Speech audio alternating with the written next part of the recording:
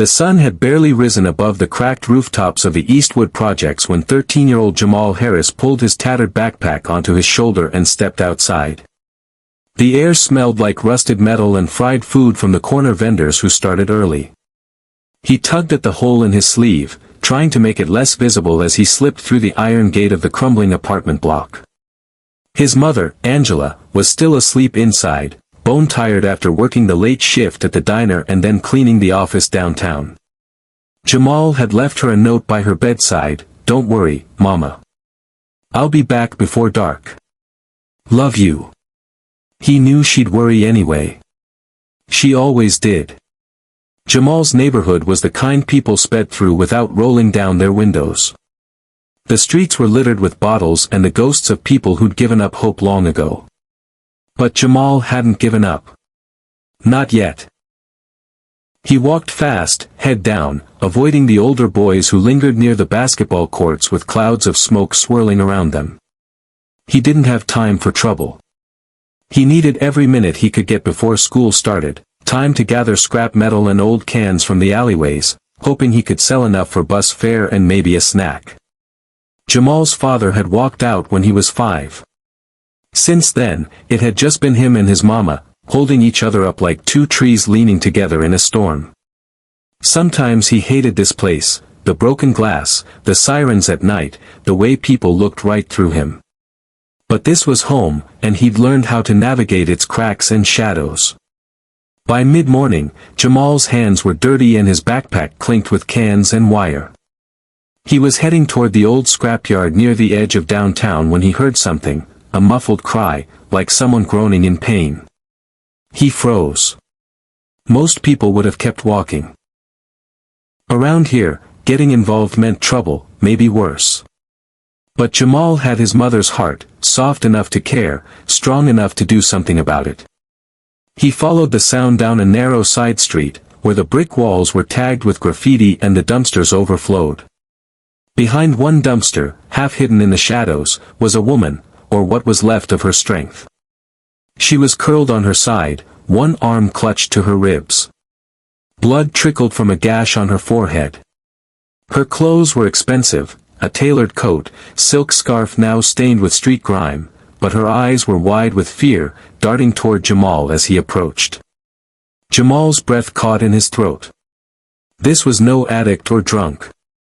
She looked like she belonged in one of those fancy cars he saw downtown, the kind that cost more than his whole building. "Ma'am? You okay?" he asked, voice shaking. She flinched at his words, as if they were knives. Her lips parted, but no words came out. Jamal stepped closer, scanning the shadows for whoever had done this. Nothing but rats and rust. "It's okay," he said softly, dropping to his knees beside her. "I'm not gonna hurt you. Can you sit up?" Her eyes fluttered shut, then open again. She tried to push herself up but gasped, her arm buckling under her. Jamal saw the bruises on her wrists, the tear in her coat. Whoever did this hadn't just robbed her, they tried to break her. "Hold on. I'll help," he said, wedging his shoulder under her and lifting as gently as he could. She was light, too light for a grown woman. Her perfume smelled like flowers, foreign here in the alley stench. He looked around desperately. He couldn't carry her all the way to a hospital, and if he called the cops, they'd ask too many questions. They never listened to boys like him anyway. But he couldn't leave her here. "Miss, can you stand? Just lean on me, okay?" Her eyes met his, blue, glassy, but trying to focus. She gave the smallest nod. Jamal grunted, bracing himself. Inch by inch, he pulled her to her feet. She winced with every movement, but didn't cry out. They staggered down the alley, Jamal half carrying her tiny frame. He felt her heartbeat flutter against his side, like a wounded bird. At the street's end, he guided her into a recessed doorway behind an old laundromat. It was no hospital, but at least here she'd be hidden, out of sight. Jamal lowered her carefully onto a stack of flattened cardboard boxes. She sank back, eyes rolling shut again. Jamal's heart raced. He couldn't let her die here. Stay with me, miss. Please. I'm gonna get help. I promise, he whispered. He looked at the torn purse clutched in her hand, gold initials, CM. He didn't know what they meant, but the bag looked like it cost more than everything he owned. Don't leave me, she croaked, surprising him. Her voice was hoarse but sharp with fear. I won't. I promise. But I gotta find someone, okay? She opened her eyes, fixed them on him with a desperate intensity. Her lips moved, dry and cracked. She pulled him closer with what strength she had left. Listen, please, she whispered. Tell, my son. I love him. Jamal's throat tightened. Miss, no. You can tell him yourself. I'm gonna get help. You're gonna be okay. But she didn't let go. Her cold fingers gripped his wrist. Promise me, you'll tell him. Promise. I promise, Jamal choked out. He felt tears sting his eyes. He'd never met this woman before today, but now her life, and her last words, were his to carry. Her head dropped back, breath shallow and ragged. Somewhere deep inside the laundromat, a dryer buzzer dinged, an everyday sound in a moment that felt anything but ordinary. Jamal pulled his phone from his pocket, a cracked flip phone he used for emergencies. He'd never called 911 before. His thumb hovered over the buttons as fear gripped his chest. Would they believe him? Would they think he did this? But he had no choice. He'd made a promise. And Jamal Harris always kept his promises. He punched in the numbers with trembling hands, the dispatcher's voice crackled through the old flip phone, tinny and too loud in the silent street. Jamal stumbled over his words at first, his tongue thick in his mouth as he tried to explain. 911, what's your emergency? There's a lady, she's hurt bad. She's in an alley behind Milton's laundromat, on 8th and Grant. Are you with her right now? Is she conscious? Kind of, she's hurt real bad. She's bleeding, I think she got beat up or something. Please, you gotta come quick. The dispatcher's questions came one after another, and Jamal answered them all, glancing down at the woman every few seconds, terrified her shallow breaths might stop any moment. He pulled the thin blanket from his backpack, the one he used when he and his mom had to sleep at the shelter once, and tucked it around her shivering body. What's your name, young man? The dispatcher asked. Jamal. Jamal Harris. Okay, Jamal. You're very brave for staying with her. Help is on the way. Do not hang up. Jamal nodded, though no one could see him. He cradled the phone between his shoulder and his ear and wiped the sweat from his forehead. His hands were still trembling. He didn't feel brave. He felt like a kid who was about to lose someone he'd never known he cared about. The minutes crawled by like hours. The woman stirred once, her eyes flickering open. She stared at him, her lips moving but no sound coming out. Jamal leaned closer, trying to catch her whisper. Tell him, she rasped again, and a single tear rolled from the corner of her eye, cutting through the dirt and blood on her face. I will, Jamal whispered back. I promise. Just hang on. Please. Sirens broke the stale air, growing louder. Red and blue lights bounced off the graffiti-tagged walls as an ambulance and a squad car screeched to a halt at the alley's mouth. Jamal stood and waved frantically, shouting, over here. She's here. Two paramedics jumped out first, rolling a gurney behind them. Jamal stumbled back, heart pounding as they knelt beside the woman, checking her pulse, slipping an oxygen mask over her face.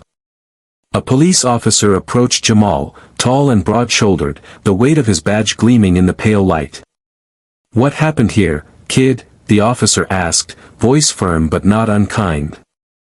I found her like this, Jamal stammered.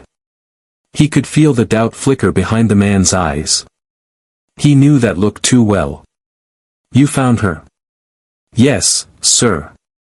I heard her, back there, behind the dumpster. I couldn't just leave her. The cop's radio buzzed, and he stepped away, murmuring into it.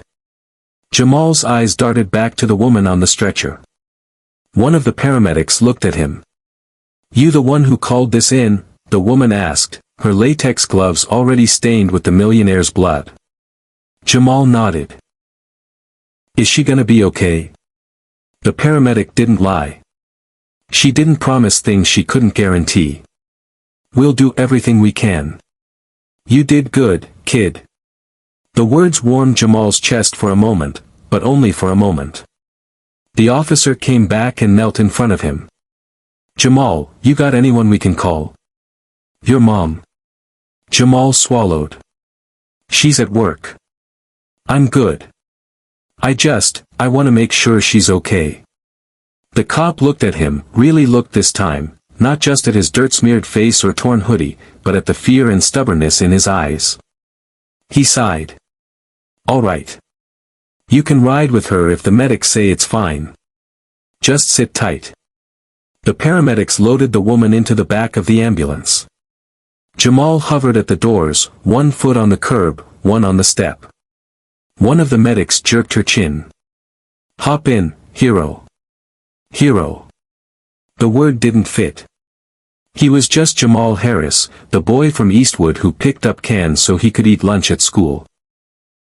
But he climbed in anyway, wedging himself into the cramped space beside the stretcher.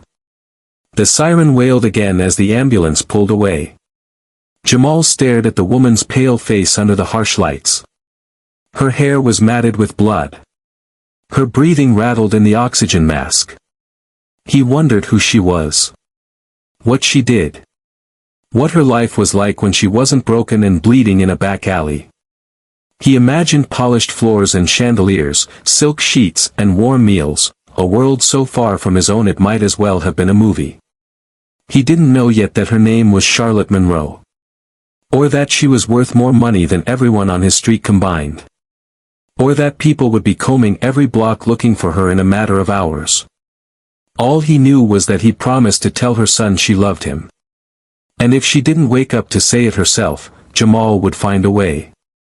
They reached the hospital in less than 10 minutes.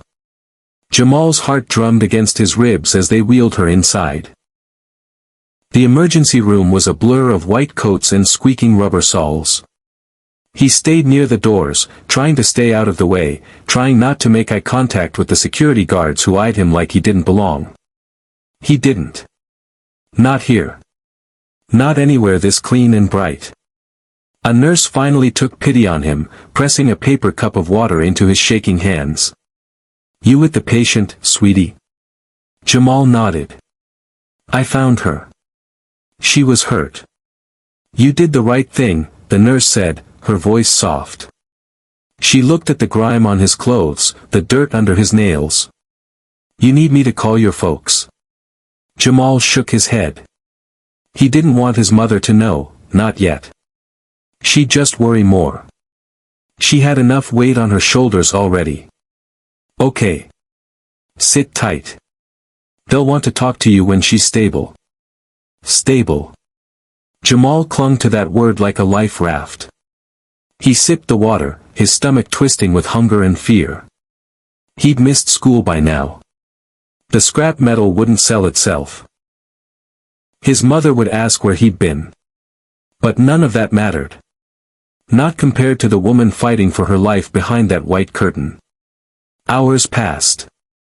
Jamal dozed in the chair, head against the cold wall, backpack clutched in his lap. Once, a detective came to ask him the same questions the cop had. Where did he find her? Did he see anyone? Did he touch anything? Jamal answered everything, staring at his scuffed sneakers. Finally, the curtain pulled back. A doctor appeared, tall, tired-looking, with streaks of gray in his beard. You the boy who found Mrs. Monroe? He asked. Jamal blinked. Mrs. Monroe. So she had a name. And a husband, maybe. A family. Yes, sir. The doctor crouched to his level, his expression gentler than Jamal expected. You probably saved her life, son. She's not out of the woods yet, but she's stable. She's asking for you. Jamal's eyes widened. She is? She wants to see you. Come on. Inside the room, Charlotte Monroe looked impossibly small against the mountain of crisp white sheets and humming machines. Her face was cleaner now, but the bruises stood out stark and purple against her pale skin. Her eyes fluttered open when Jamal stepped inside. She managed the ghost of a smile. Jamal, right? He nodded, his throat too tight to speak. She lifted a trembling hand. He took it, feeling the papery softness of her skin. You stayed, she whispered. Of course, Jamal said. You asked me to. Her eyes glistened. She squeezed his fingers. You're a good boy. A brave boy. Jamal felt heat prick behind his eyes. No one ever called him that before. She leaned closer, breath shallow, and her whisper brushed his ear like a secret meant only for him. Tell my son, he's better than all this. Tell him to forgive me. Tears rolled down Jamal's cheeks. He didn't understand what she meant, not fully, but he nodded anyway. I will. I promise. A nurse stepped in, checking the monitors, adjusting her for. Charlotte's eyes drifted shut again, exhaustion pulling her under. Jamal stood there for a long time, her whisper echoing in his mind. He didn't know where this promise would lead him, how her words would change everything about his life, and hers. But he knew one thing, he wouldn't break his word. Not for anything. Jamal sat in the hospital hallway long after Charlotte Monroe drifted back into her uneasy sleep.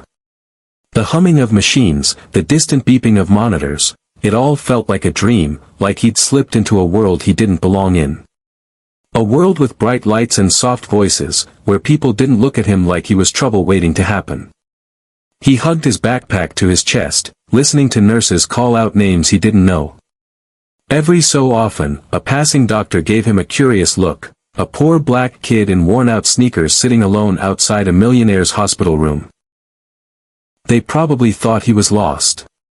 Maybe he was. It wasn't long before the world outside the hospital found them. It started with one reporter, a woman in a smart red blazer, who cornered a nurse near the elevator and hissed questions Jamal couldn't hear. Then another. And another. Soon there were cameras in the lobby, flashes bouncing off the polished floors, reporters murmuring into microphones. Missing millionaire found alive after brutal attack. That's what they'd say tonight.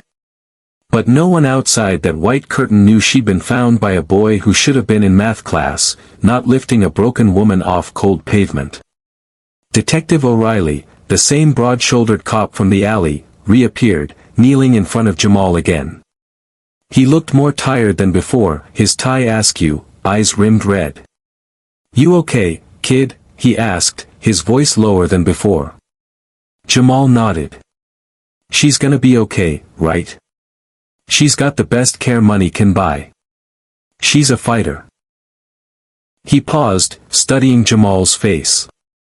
I've got some people who want to talk to you. You up for it? Jamal shrugged. What else could he do? He'd made a promise. Detective O'Reilly led him down a maze of antiseptic-smelling corridors to a small consultation room. Inside sat a man in a tailored charcoal suit, silver hair combed back like a news anchor's. His eyes, cold, pale, flicked up when Jamal stepped in. There was something sharp about him, like a knife in a velvet box. Jamal Harris, the man asked. Yes, sir, Jamal said, his voice smaller than he wanted it to be. The man didn't stand. He just nodded, as if Jamal were an unexpected piece of mail delivered to the wrong address. I'm Richard Monroe. Charlotte's husband. Husband. Jamal's mind scrambled to match that name with the woman in the bed. He'd imagined a husband, fancy suits, shiny cars, but he hadn't imagined this man's icy stare. Detective O'Reilly says you found my wife, Richard said. Yes, sir. How? Jamal explained everything again, the alley, the blood, the whisper. Richard's face barely changed. No flicker of fear, no relief. Only a tightening of his jaw when Jamal mentioned her whisper, "Tell my son, forgive me." Richard's eyes narrowed. "What exactly did she say to you?" Jamal shifted under his gaze. "She asked me to tell her son she loves him. That, he's better than all this. To forgive her." Richard leaned back in his chair, folding his manicured hands over one knee. He let out a humorless chuckle. "Of course she did." Detective O'Reilly shot him a warning look. "Mr. Monroe."